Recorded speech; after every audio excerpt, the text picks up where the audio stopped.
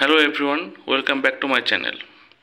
আজকে আমাদের টপিক হচ্ছে পজিটিভ প্রোনাউন। এর আগে আমরা পার্সোনাল ইমপার্সোনালের একটা ভিডিও এবং রিফ্লেক্সিভ ও এমপ্যাথিক প্রোনাউনের একটা ভিডিও করেছিলাম প্রোনাউনের উপরে। তো আজ দেখা যাক পজিটিভ প্রোনাউনের মূল বিষয়টা কী। পজিটিভ প্রোনাউন, এই যে পজিটিভ কথাটা, এটাই টোটাল ব্যাপারটাকে ইন্ডিকেট করছে। পজেস মানে কোনো কিছু অধিকারে থাকা। তাহলে যে প্রোনাউন দ্বারা পজেশন বা অধিকার বোঝানো হয় সেগুলোকে পজিটিভ প্রোনাউন বলা হয়। যেমন my, our, his, her, their, your, ours, yours, hers, theirs, its, mine, এগুলো। তো এগুলো কীভাবে পজিশন বোঝাচ্ছে একটু দেখা যাক। আমরা যদি এই যে মাই মানে আমার এই কথাটা ইউজ করি, তো সেন্টেন্সটা কেমন হতে পারে যে মাই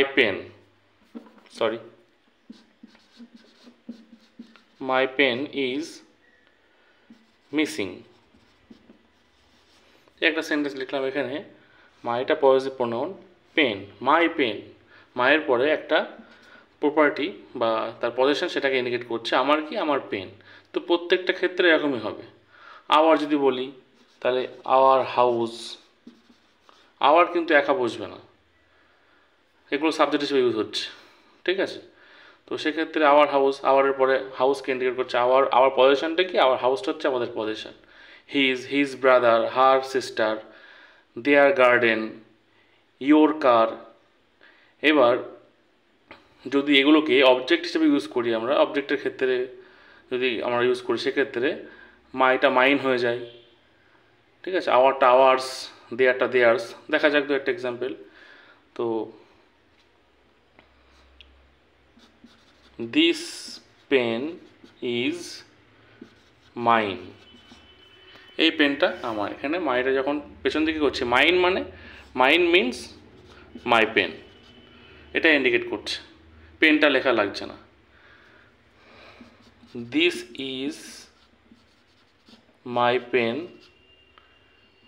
অ্যান্ড দ্যাট ইজ ইয়োর্স। এই যে ইয়োর থেকে ইয়োর্স করলাম, ইয়োর্সের ব্যবহার বা হার্স, আওয়ার্স, এগুলোর ব্যবহারটা এরকমই আসবে যে this is my pen and that is yours. Yours means your, যে সাবজেক্টটা আগে উল্লেখ করেছে পেন, মাই পেন ব্যাপারটা আলোচনা হচ্ছে এখানে। তো এরকমই হবে। তো হার্স যদি একটা বলি এখানটা, this is my house and that is hers, এটা আমার বাড়ি এবং ওটা হার্স মানে হার হাউস, এটা বোঝাচ্ছে। ইট জড়বস্তুর ক্ষেত্রে যেটা বলা হয়, ইটস নেম ইজ সামথিং, কিছু একটা লিখলাম এখানে। ইটসের পরে আমাকে একটা নাউন ইউজ করতে হবে, সবগুলো ক্ষেত্রে যেমন হচ্ছে এখানে। তো বিষয়টা হচ্ছে এটাই যে পজিটিভ প্রোনাউন মানে পজিশনকেই বোঝাবে।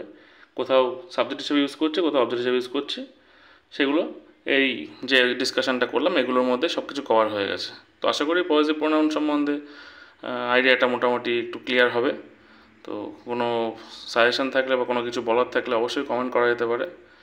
তো ভিডিওটা ভালো লাগলে এবং ইনফরমেটিভ মনে হলে অবশ্যই লাইক করবেন আর চ্যানেলটা সাবস্ক্রাইব করতে ভুলবেন না।